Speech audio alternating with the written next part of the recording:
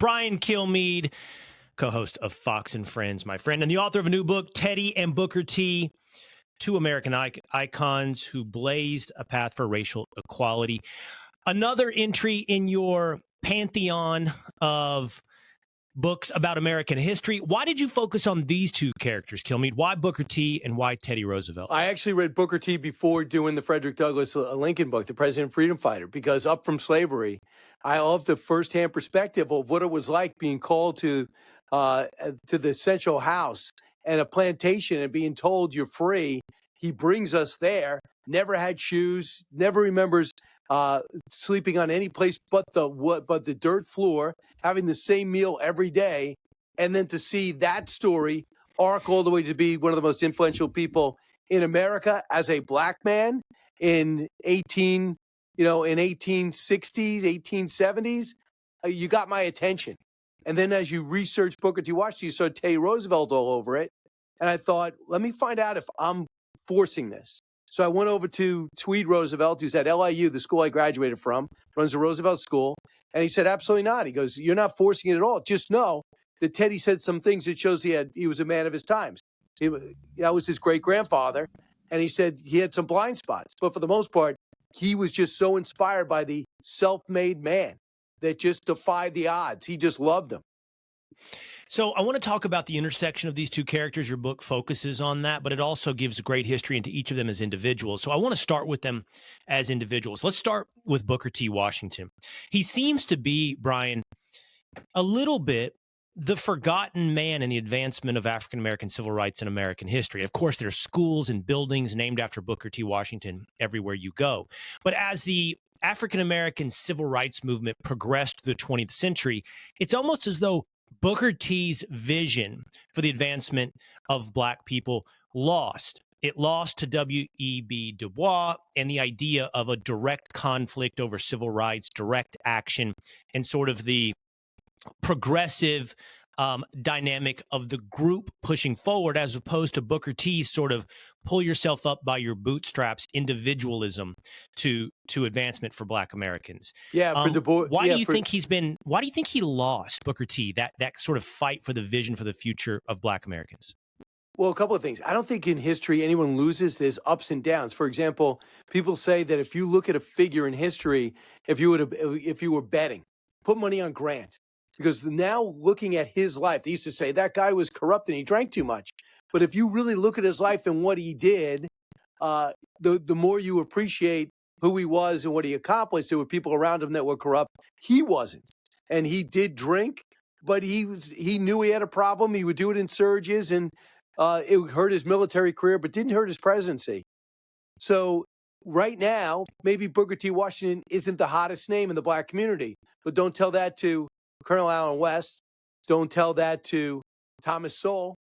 Don't tell that to other people that interpret things differently about what they want out of life and where America is.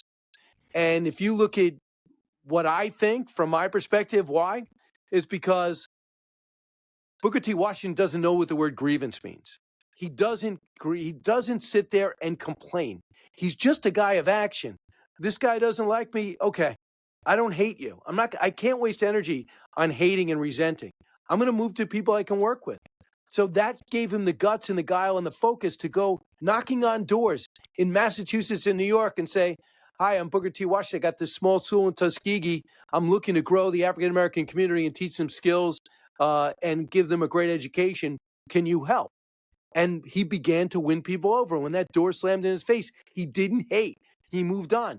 Tell me how that cannot help everybody. When people dislike you, which in our business will, believe it or not in your case, but in mine, it happens. The thing that you could give them most is your hatred. That means you give them your focus. I'm reading Booker T. Washington and his focus in life in 1880 and 1890, and I'm going, wow, I could learn so much from that. Is when people dislike you, he doesn't let it land. And yet W.E.B. Du Bois is saying it's wrong. It's wrong that people are treated differently. It's wrong that we can't get into these schools. It's wrong in the South for people to write like this, for integrated marriage to be a problem. And he says, yeah, I know. But this is the life we're in, and this is the area I live in. It does no good to be an activist. I'm going to be an educator. And I just love that focus. And if you don't like that in 2023, Maybe you'll like it in 2027 or 2037. Yeah, I like that. There's a long arc to history and it's not direct. It has its ups and downs. And I agree. I love the message of Booker T. It's such one of self-empowerment. Help us understand that, Brian, because I think he was one of the last great activists that were born into slavery. But his vision was, hey, let's create these colleges, like you mentioned, what we now call the Tuskegee Institute, the Tuskegee College. Let's learn technical skills, talking to his fellow blacks. Let's learn technical skills, hands-on application of education. Let's build up our ability as a community by accumulating education and wealth. Yes. So you came to these schools, and the parents of newly freed slaves would be like, "My kid's going to be educated," and he said, "Yes, and they're going to learn a skill." No, I don't want them in the fields. No, they'll be in the fields. They're going to build up our school. I almost think it's Karate Kid style. The guy got his fence painted, but he also learned defense. So he's getting a school built by the students who are learning a skill and a trade, and they go to the classroom. Night school, day school, they broke it up. And would pick a trade, carpentry, fine. Agriculture, fine. I want to be a bricklayer, brick maker, fine. Women had jobs and were teachers. You're all going to be, whether it's traditional roles, seamstress or things like that, or traditional roles. It's farming or just growing food. So everyone had a skill, and one of his reasons was, because to the original point, was when you get out of here, there's going to be reluctance to hire you, so you have to be indispensable. I don't hate the America we're in. I recognize it, and I'm willing to compete for it. And I'm just going to paraphrase something I usually carry around with me. And basically he says, there's no doubt about it, and they use the word not black Negro. It's harder for a Negro, young man or woman, to make it in this country. But by the obstacles that you clear, by the things that you overcome, you are going to be so much more prepared for the success you will have in life because of the difficulties you had in getting there.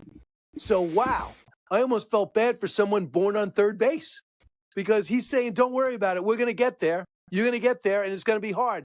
And I told you it's going to be hard. But when you arrive, man, are you going to be ready as a parent, as with your career, as a role model? And man, a lot of times I would get chills reading his words. He's got about 17 books out there. Teddy Roosevelt endorsed, I think it was his last book, was the forward to his book. And he loved it too. He loved reading it. And him and his wife, I think it was April 1901, they met. But they read the book. They had a pre-release copy. And she said to Teddy, who was vice president at the time, "You got to meet this guy. This is your ticket to understanding the South." And they did, and they pledged to work together. Yeah, and it's not that Du Bois was wrong. You did have to fight on the civil rights front. You did have to fight against all those horrific things in society you talked about. And in fact, Booker T did sort of behind the scenes. He did advocate for changing American laws. I want to move to Teddy Roosevelt. I'm curious your take on Roosevelt. He's a complicated figure for me. And we'll get to race relations and we'll get to Booker T and Teddy Roosevelt in just a moment. But you said you got to judge a man in his time. And I think I have to do that when I think about Teddy Roosevelt as well. On one hand, I love his overt embrace of masculinity. I love his love of the West. He wanted to be a cowboy and a cattle rancher in the Dakotas. I love his idea of you need to be, a strenuous life. You need to, physically and mentally and be challenged throughout your life, taking up jujitsu at points in his life. But on the other hand, Brian, he's sort of like, if not the father, he was certainly an early adopter of the progressive movement. And this is where I have my struggle. In fact, he left the Republican Party to found the Bull Moose Party, also known as the Progressive Party, and run for president. And he was trust busting and advocating for an 8-hour workday. So the times were different. You were in the rough and tumble times of the Industrial Revolution.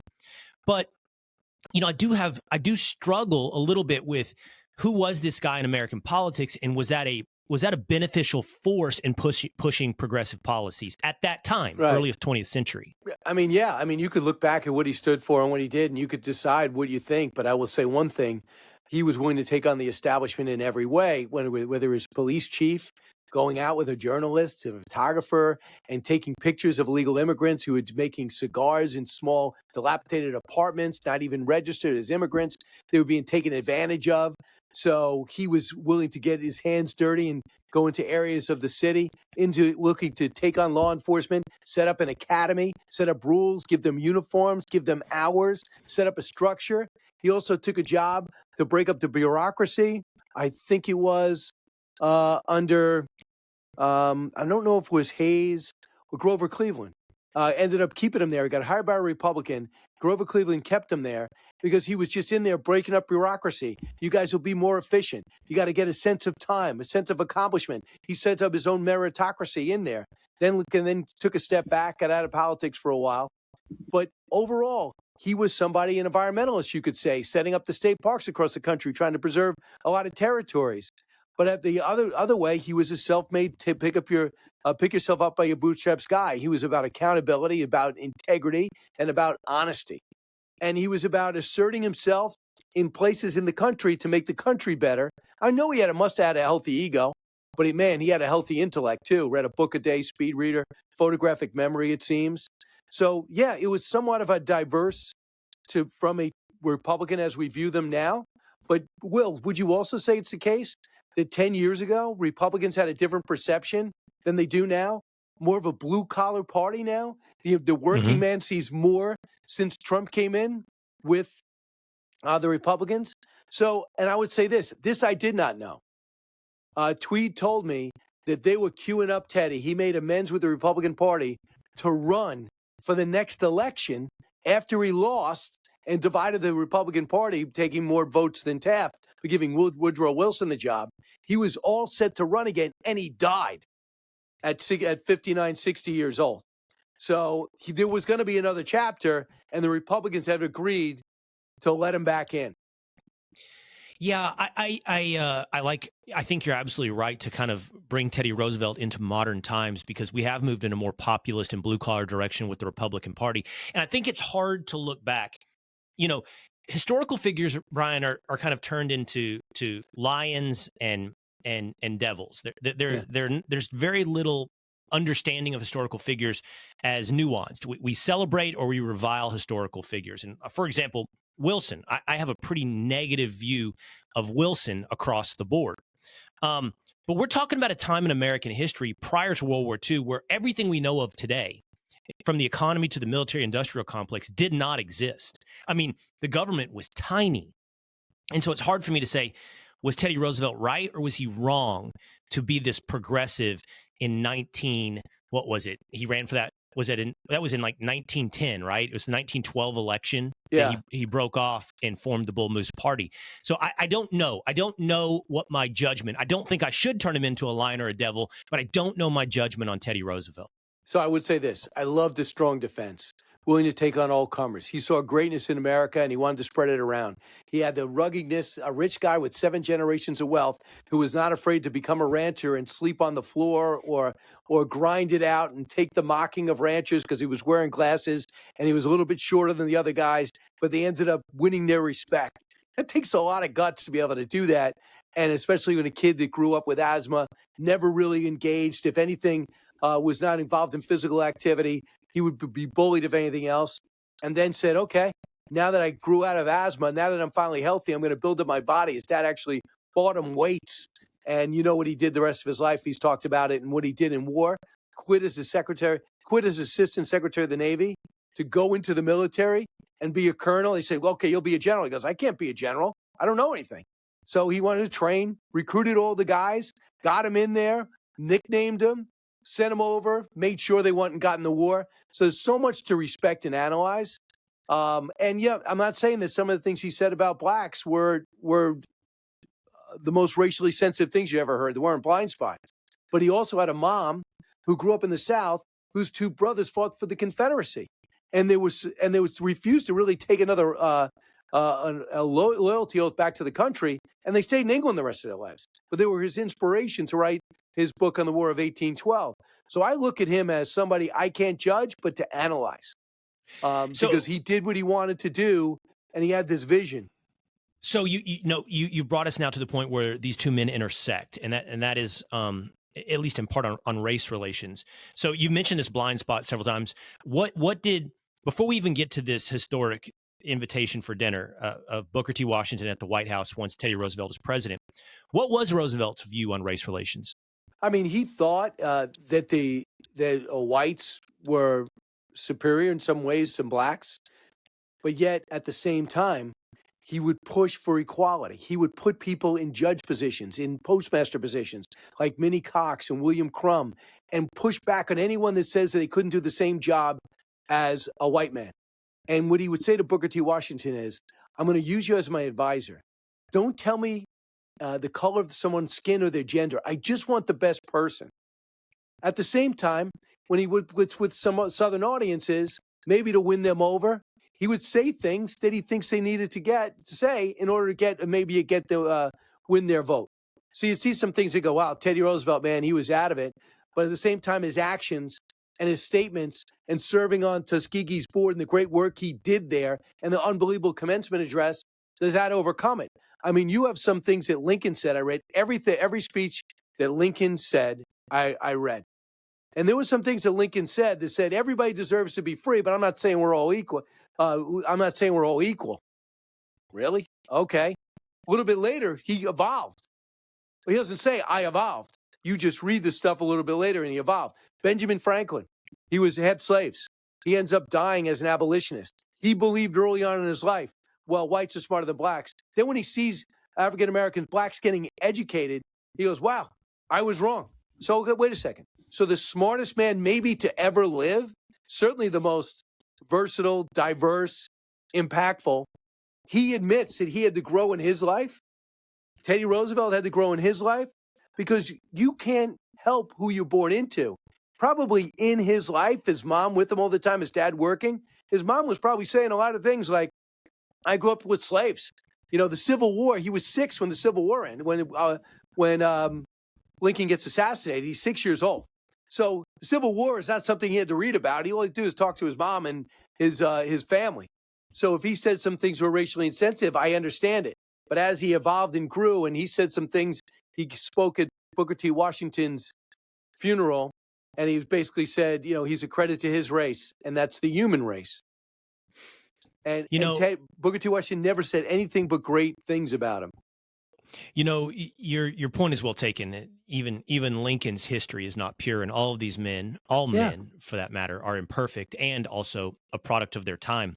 So, with that in mind, again, this moment in time, you're talking about the very early 1900s.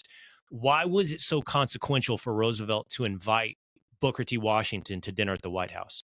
How come they didn't realize it was going to be a big deal? They both didn't. Maybe Booker T had more of a sense of it. Because you know what?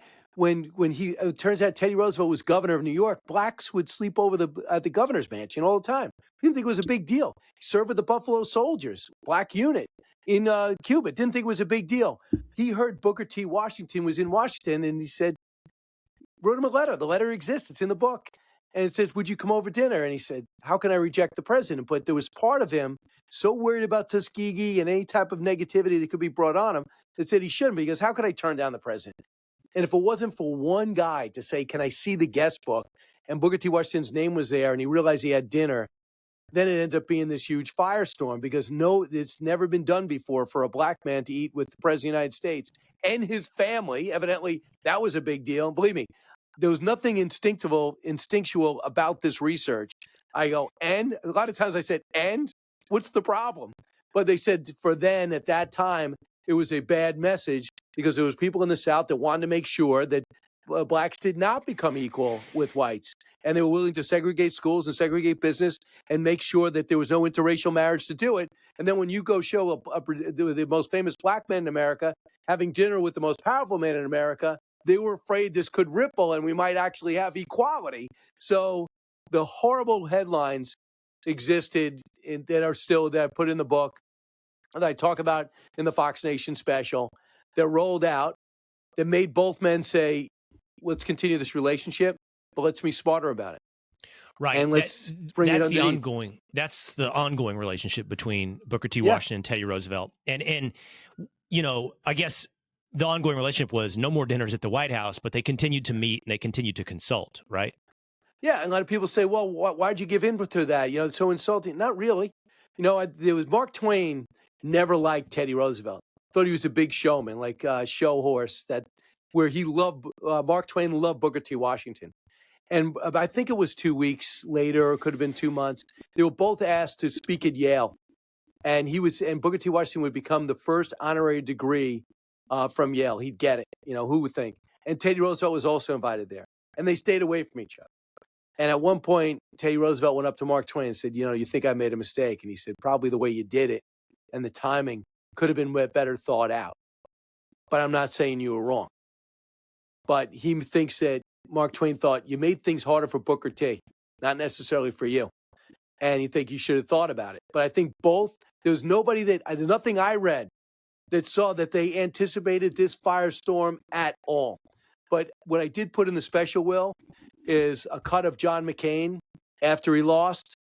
He said in his concession speech losing Barack Obama, he said there was a time in which when Booker T. Washington was invited to the White House, it was controversial. Now a black man coming eating with a white family. Now a black man will be hosting that dinner, and that's how far America has come. And that's why I want people to understand. This is my ultimate goal. If these people can put so much on the line and the segregated South and America that needed to come together still 50 years after the Civil War, to look at 2023 and take a knee during the Women's World Cup game or during the San Francisco 49er football game and say America is imperfect or there's endemic racism is an insult to the men and women like Douglas and Lincoln and Booker T and Teddy, who did so much to push us as far as we've come. And I still say, and not many people can argue, the most successful multicultural country in the history of the world. Not perfect, but we're trying to be, thanks to unexpected people like this. I think it's a historical fact that we're the most successful multicultural country in the history of human civilization, not just in modern times, but in the history of human civilization, the United States of America. One more historical question. So what do you think was the impact of Booker T. Washington on Teddy Roosevelt? He just saw what a black man was capable of. If maybe he learned as a young man something different. And I think that if you want to know what he thought, read his commencement address that he gave at Tuskegee. It looks like the beginning part he ad-libbed because he looked out, he took a tour, he saw these great men and women, teachers and students, so industrious, so innovative, so productive. They learned basics of hygiene. They learned how to present yourself, how to make eye contact, learn the books. And I think he was overwhelmed almost by the time he got to the text of his speech. And I think he was in awe of what this man accomplished. And I think they also knew this. It wasn't about them. It was about their cause. Teddy Roosevelt to make America better, and Booker T. Washington to make the experience of black men and women better in America. And that was more important than their relationship. And they demonstrated a couple of times. One with the Buffalo Soldiers got themselves involved in controversy. Booker T. Washington said, Mr. President, you're wrong on this. It was not their fault. Do not punish the whole unit. These are trumped up charges. And in the end, he said, nope, they were involved. They're all court-martialed. And the other time when Teddy Roosevelt asked Booker T for an endorsement when he was running against Taft and Woodrow Wilson, Booker T says, what's better for if I endorse you and you lose, it's going to hurt Tuskegee. Can't endorse you. I hope you understand. He said, I understand. Because it was all about the cause. It's not about them. As I know he needed a big ego, Teddy Roosevelt, to do what he did. But I also thought, man, this guy just bled red, white, and blue. Yeah, what I like about what you had to say as well is Booker T's impression on Teddy Roosevelt is also the impact of a single individual, of seeing a man as a man and what you can accomplish as a man, regardless of your affiliation, your group, your race, or whatever it may be, to show the unlimited potential of the individual, of the man.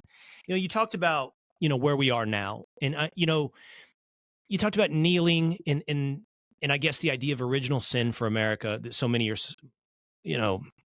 excited to display and highlight. But we also live in a time, Brian, where, black and white relationships, outside of maybe the historical blip on the radar that has been the last 5 years, I would say black and white relationships are at a high point, meaning, you've I got, hope so. I think so. I think on an individual basis, that happens to be the case outside of sort of the activist realm. If you look at human behavior, we're integrated, not completely, but we're more integrated. We're intermarried. We are coworkers in a way that we would never have arrived at that level throughout American history. So with seeing where we are today, but also with this sort of activist moment of embracing sort of the essentialism of your race, what is it that we can learn from Teddy Roosevelt and Booker T. Washington? How can we apply that to modern day America? I would say, look, you have certain preconditions in your life by the parents you had, by the schools you went to, by the town you were brought up in. Probably had nothing to do with you. You probably didn't make the decision at 6, 7, 8 years old where you're going to live.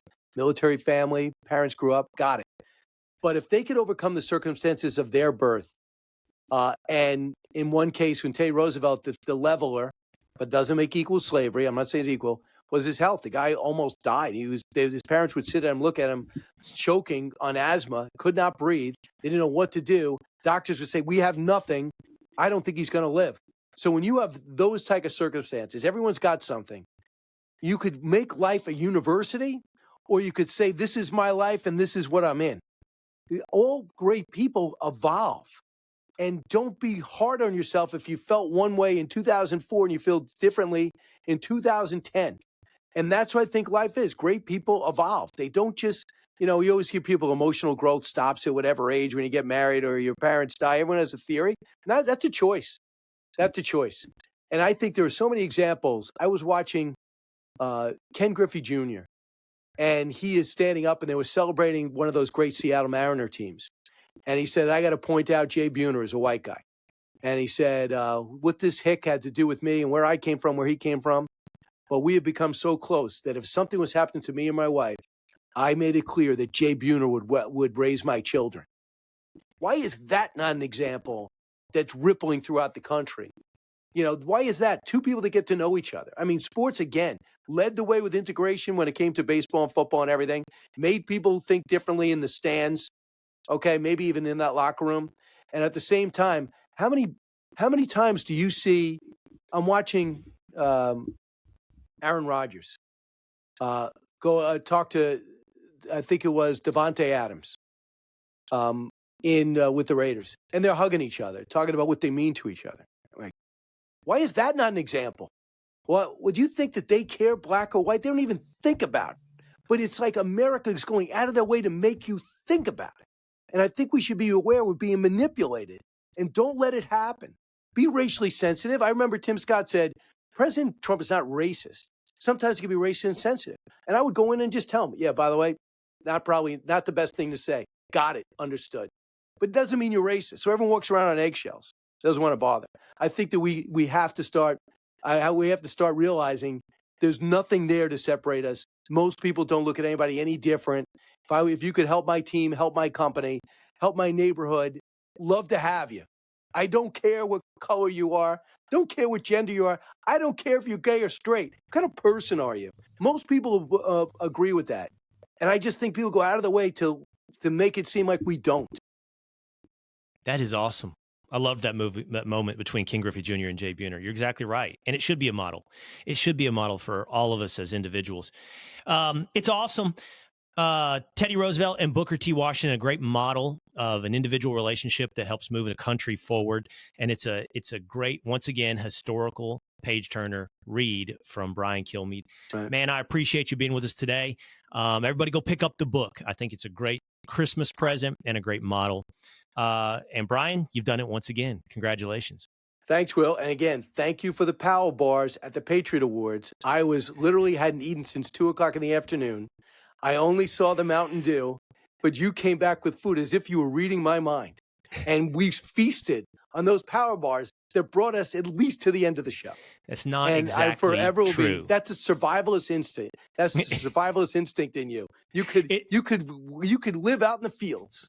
It's a charitable description that is not entirely true. So to set the record straight, because I'm nothing if not entirely true with my audience, Kilmeade. We were at the Patriot Awards. We had to probably do about a 4 or 5 hour stretch with no dinner, and it was way past Kilmeade's bedtime, way past. And we were sitting at the same table, and he went backstage for a moment and came back with a Mountain Dew, which blew my mind because Brian Kilmeade does not eat or drink anything unhealthy. And I was blown away that here he was at 8 o'clock at night drinking a Mountain Dew. We were all hungry, so I went backstage later, grabbed myself a Mountain Dew, and thought, I need some food. I saw a bunch of power bars and granola bars, and I brought them back to the table. Yes, because, I like to give back. And you didn't partake.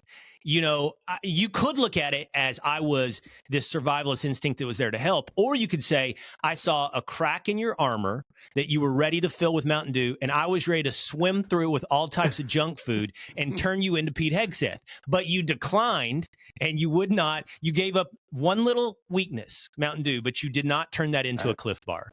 You're right. But it was a great gesture on your part. And number two, I'm there for the caffeine, baby. I mean, you're up at 2:30 in the morning, like when you do these shows, and then you're doing a award show at 9 o'clock at night. And I'm thinking I still got to go on stage. So I went to Mountain Dew. I don't recommend kids watching this who have to go to an award show and give a presentation. Like the 9 and 11-year-olds that watch your podcast, Don't go Mountain Dew. It's not the answer to everything. It was my answer. And I'm going to go to the doctor and I'm going to take a blood test and see if I am on the path, the healthy path. Teddy and Booker T, how two American icons blazed the path for racial equality. Brian Kilmeade, thanks, man. All right, stay within yourself, Will. Hey, it's Will Cain. Click here to subscribe to the Fox News channel on YouTube. It's the best way to get our latest interviews and highlights. And click to subscribe to the Will Cain Podcast for full episodes right now.